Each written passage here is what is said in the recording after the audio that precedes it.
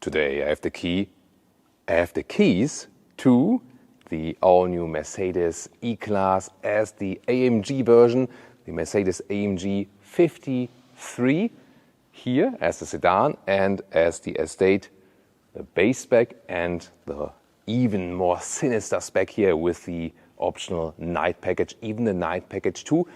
All the details you need to know about the performance and also 4-cylinder or 6-cylinder or 8-cylinder. We're going to find out here with Thomas Autogefühl in 4K, full screen, full length. Let's go. Here in the front of the sedan in Opalit White Magno. So it's a matte paint you can very well pet. I always love that petting sound of matte paint. It always also has the advantage when it's raining, then it kind of cleans itself. Then again, if you get small scratches, you can't really polish it. That's the disadvantage. Then here, the front grille, you can see here, standard in illumination. It's available for the E-Class in general, standard then here for the AMG model. Vertical fins, really strong styling. And you have two night packages. In the first one, the lower part here is in all black. In the second one, you also have these dark chrome elements. You basically have a chrome delete. That's how Tesla is calling it. And then you have these dark chrome also here around the grille, for example. Headlamps here with the digital light. It's the most elaborated light that Mercedes is offering at this moment. And when we take a look here in the front, this is also in the blacked out AMG logo on top of the hood. And we can see these power dome lines for the really strong accentuation on the front hood. Also, you can see already here wider wheel arches, also a wider track in general, both front and in the rear, to give you more performance on the road and also for a stronger sense. Wheels would start 19-inch, optional 20-inch. Soon you're going to see that with the estate model. And this is here the top wheel, 21-inch forged, also with the red brake calipers. The brakes are, of course, bigger as well for better performance. And you have the design element right here. It says turbo hybrid. What's that supposed to mean? We're going to find out very soon. Here we can also get carbon fiber for the side mirror caps and blacked out frames. This is here then the typical sedan style. And look at that really strong design line right there. 4.95 meters or 195 inches is the length. That's the same with the normal E-Class. If we come around the rear right there, first of all, I leave the light out that you can see the light signature, which is forming these Mercedes stars here in the rear. That looks really beautiful. Once again, in this night package 2, this top part here is also dark chromed out. And now I'll give you some light. Wait a minute. There we go. Then we can see the rear a little bit better. And here also in the lower part, we can see the round tips, but these are just the design tips. The real exhaust is on the inside, and that means a job for the Autogefühl fake exhaust police. Turning indicator check in the front. Really wide and visible. Pretty cool, right? In the rear, well, maybe not as cool as in the front, isn't it? This is now very interesting. First of all, this is Alpine Grey. It's also one of my favorite colors. It just looks really cool, both on normal Mercedes models and also on the AMG performance models. And this is, so to speak, also then the base trim. Here, the vertical fins once again, but then we have chrome around the frame. So this is a somewhat like elegant, sporty look, whereas with the double night package, we have the all sinister look. And you can see that also in the lower part, we have the chrome accentuations. So which one do you like better? Are you more team chrome or team black? Tell me in the comments. Then towards the side profile, these here are the 20-inch wheels, so just one option step. I think already gives you a great look. You always think about when you go too big from the wheel, it also reduces the comfort. Talking about comfort, you get adaptive suspension as standard, and you still have a very sporty look, although it's then the combi. Yeah, that's the estate, wagon, estate we say in UK, wagon in North America, combi, that's the German word. By the way, what's also standard here for the rear axle is the rear axle steering. And up to a threshold of 100 kilometers an hour or 60 miles an hour, it turns in the opposite direction up to 2.5 degrees. That's not too much, yet at the same time when parking in and out, it's helpful. And it also gives you more agility, you know, especially at the lower speeds. Towards the rear, the estate has the same tail lamps, but it's a little bit different here from the structure. Of course, the sedan looks more, let's say, typical AMG. But I mean, there has been AMG estates also over the decades, and they also have their own fan group, definitely. E53 logo has this red background. And here in the lower part we can see the exhaust tips have these chrome tips then.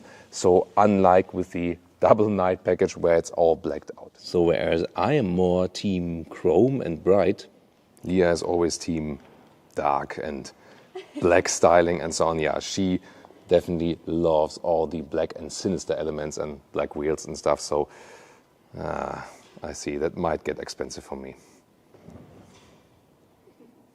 Oh, she's going to drive away now?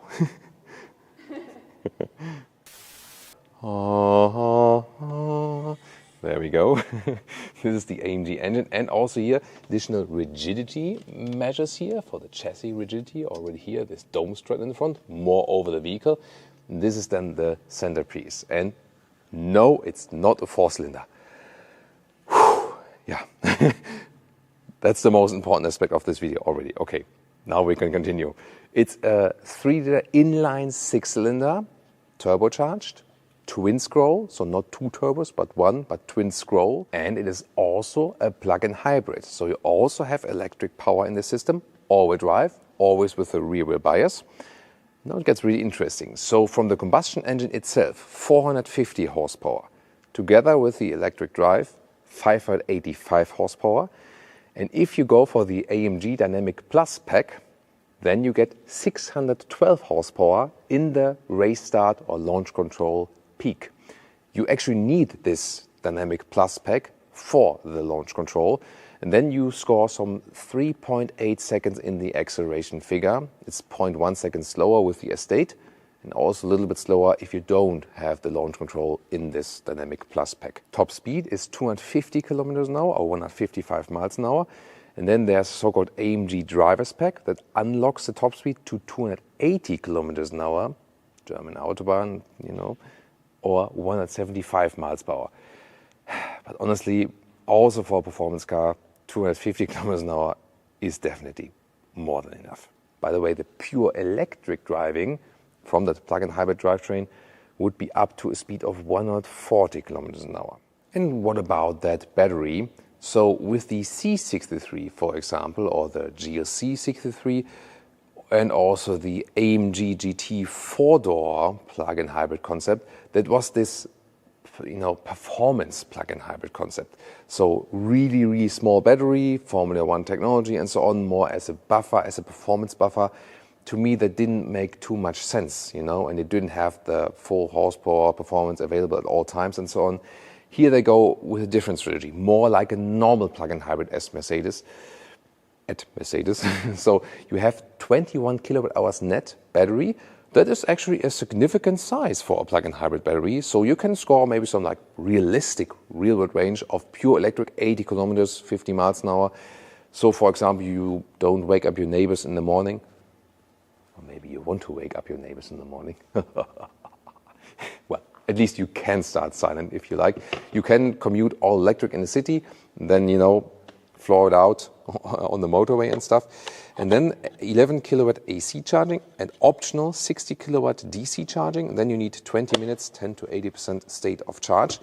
So yes, the concept here, I think, can make sense that you have a usable plug-in hybrid.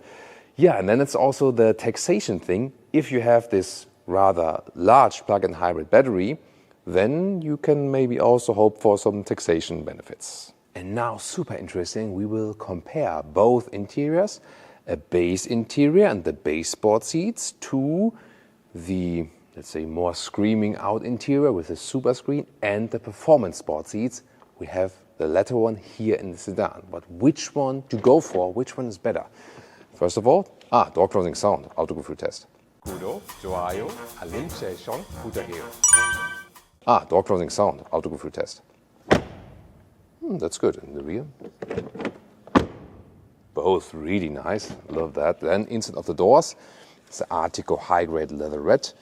Also covering right here. Very good build quality. Nice integration of the ambient lighting. Of course, different colors to pick. The seat control here does not give a feedback. Oh, that's the door exit warner. You can get this one here, microfiber on the side and carbon fiber on the top. I think I would go for this one. Also good grip and cool carbon fiber look. However, then once again the hashtag capacitive BS on the steering wheel. And then the seats. These are the optional performance seats. They will also standard come with microfiber on the inside and article leather red on the outside. This is the optional animal skin spec. But in the comfort, what difference does it make actually? Oh, by the way, here in the very lower part is interesting. You can adjust that one here. You can make it a little bit shorter, like this, or a little bit longer, all electric. I know what you're thinking. Keep that to yourself, this thought. Then, let's get inside.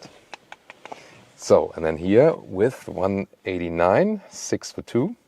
There we go. And the panoramic roof is opened here with the slider. Yeah, to do that while driving, maybe not ideal, but here is a very wide opening. That's cool. And maybe we can close it again with a voice input or something. Close panoramic roof. Okay, I'll close the summary. There we go. So you can also use it like this. So here for the cockpit or the interior overview, yeah, I mean, this is something. And this is the optional super screen here. And it consists of, so left side 12.3-inch instruments, then middle 14.4 infotainment system in this one unit together with another 12.3-inch screen, passenger screen on that side. If that's really necessary, I don't know. You also have, by the way, special AMG here, performance or track pace. Also here the IWC clock, so that you don't have an analog one in there, so you have a digital analog one. Yeah, why not? Look at that. Here we can actually start the stopwatch then here on the inside. So why not? Yeah, as a passenger you can play around with that, but I'm soon going to show you the comparison if we do not go for the optional super screen here. Of course, you also have a lot of high gloss black, especially when everything is turned off. Let's see, open it, there we go. So, and then it's all black, this area here.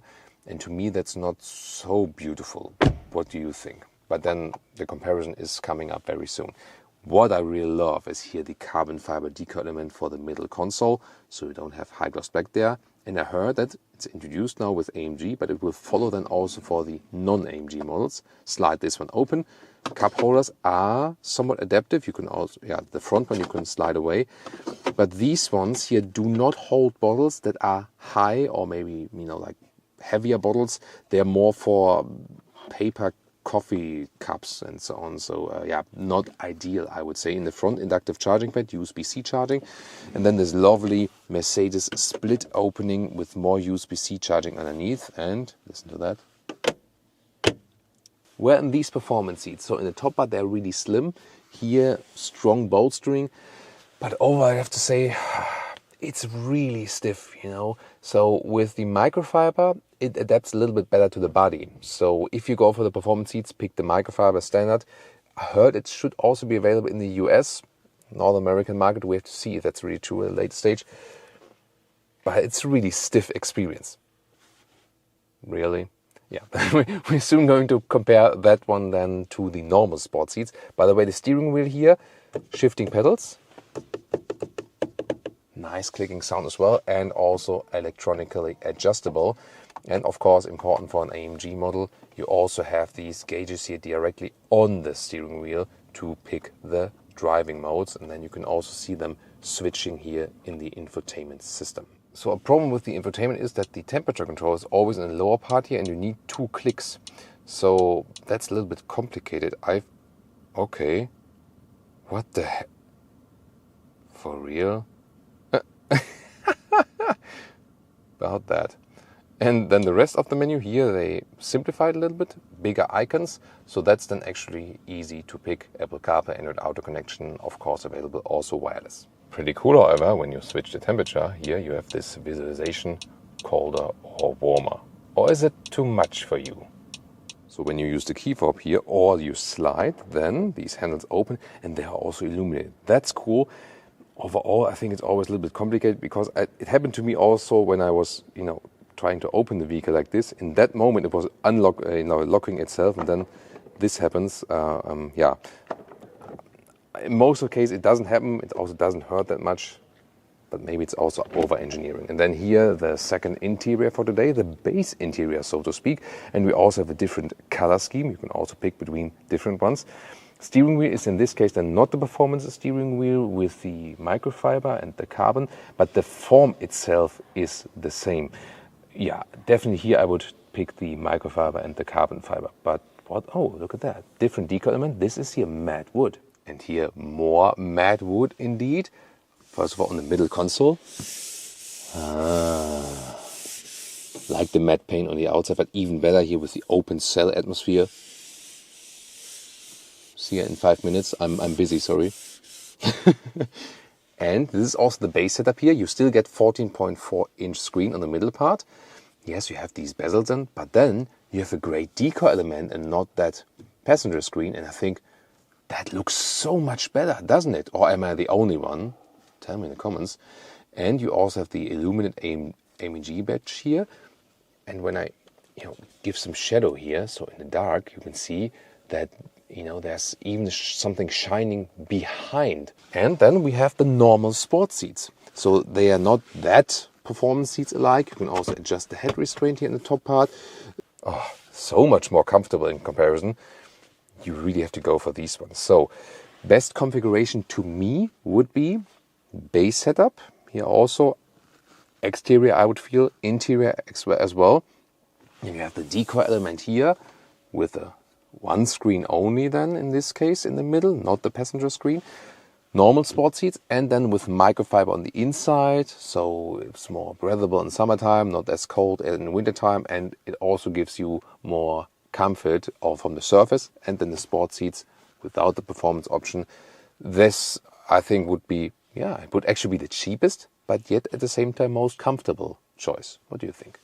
Rear seating, first of all, here the high-grade leatherette covering at the top part of the doors, then a nice ambient lighting integration, not of high gloss black than here though, and also felt covering on the inside of the rear doors here, like that. And these are here the performance seats in the sedan, so not too much legroom left here, so they do cause some space, I feel. And then headroom here, sedan plus panoramic roof. There's still, I can put a hand over my head with 189 or 6'2". Decently comfortable, definitely, and very good, as for the build quality, I have to say. And here you can slide out these cup holders then. And last but not least, you have also this climate unit in the lower part. It's just one button for everything, but at least it's well visible. Big middle tunnel here, so sitting in the middle part is definitely somewhat limited. But how does it compare to the sport seats and also in the headroom to the Estate? Now here, there's normal sport seats in the front. They give indeed more legroom, so one more argument to leave it with the normal sport seats. Headroom here in the Estate, well, to the side here it's actually kind of the same, just that the panoramic roof is just a little bit wider. If you do not go for the panoramic roof, same sedan and Estate, then of course you have more legroom overall. So it's not much of a difference between the sedan and Estate, I feel. Even bigger difference than when you don't have the panoramic roof. But in the rear you get along. Once again, big middle tunnel. The middle seat is maybe for shorter trips. So is this one still suitable for luggage and so on? Here, electric hatch, also in the sedan. And you can see you do lose some height due to that plug-in hybrid drive system. But a suitcase is still fitting in a vertical way. So barely, but does work. And the length is notable at 113 meters or 44 inches. And the width here between the wheel arches is easily 1 meter or 40 inches, so well usable. More, of course, than with the Estate, but even here in the sedan, you can easily fold the seats from here. So we had 370 liters for the sedan, 460 liters for the Estate, of course, better usable. And the main difference is here the height. So at 67 centimeters or 26 inches, important for our doggo owners. The dimensions here are the same. You can see the step here a little bit more prominent, but the length, this includes the length, it closes like here. And look at that, here this cover, trunk here. The suit also fits in the vertical way. And here, this is electric cover. So when I close it here, there we go. See, it automatically slides back. Here you cannot really see it because it's blacked out. But maybe once again when I open it, there we go. And then it automatically slides forward again. So that's a good mechanism. And of course you can fold the seats easily here as well. It's a very nice mechanism. And then you're even more flexible here in the estate. Soon we're driving these fellows here, and meanwhile you can check out more E-Class content, for example also against the BMW 5 Series.